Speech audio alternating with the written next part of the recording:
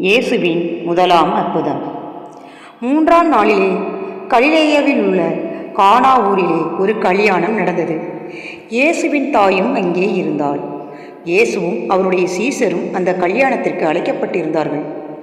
திராட்சரசம் குறைவுபட்ட போது இயேசுவின் தாய் அவரை நோக்கி, அவர்களுக்கு திராட்சரசம் இல்லை என்றாள். அதற்கு இயேசு, ஸ்திரீயே, எனக்கும் உனக்கும் என்ன? என் வேலை இன்னும் வரவில்லை என்றார்.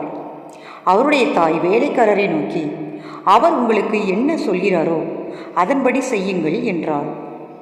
யூதர்கள் தங்களை சுத்திகரிக்கும் முறைமையின்படியே ஒவ்வொன்றும் 2-3 குடம் தண்ணீர் கொள்ளத்தக்க 6 கற்சாடிகளை அங்கே வைத்திருந்தது. இயேசு வேலைக்காரர்களை நோக்கி, ஜாடிகளிலே தண்ணீரை நிரப்புங்கள் என்றார். அவர்கள் அவைகளை நிறைய நிரப்பினார்கள்.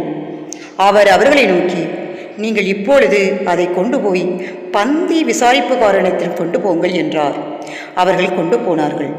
அந்த திராட்சரசம் எங்கே இருந்து வந்ததென்று தண்ணீரை கொண்டு வந்த வேலைக்காரருக்கு தெரிந்ததே என்று பந்தி விசாரிப்புக்காரருக்கு தெரியாததினால் அவன் திராட்சரசமாய் மாறின தண்ணீரை ருசி பார்த்தபோது மணவாளனை அழைத்து, எந்த மனுஷனும் முன்பு நல்ல திராட்சரசத்தை கொடுத்து ஜனங்கள் திருப்தியடைந்த பின்பு ருசி குறைந்ததை கொடுப்பான்? நீரோ நல்ல ரசத்தை இதுவரைக்கும் வைத்திருந்தீரோ என்றான்.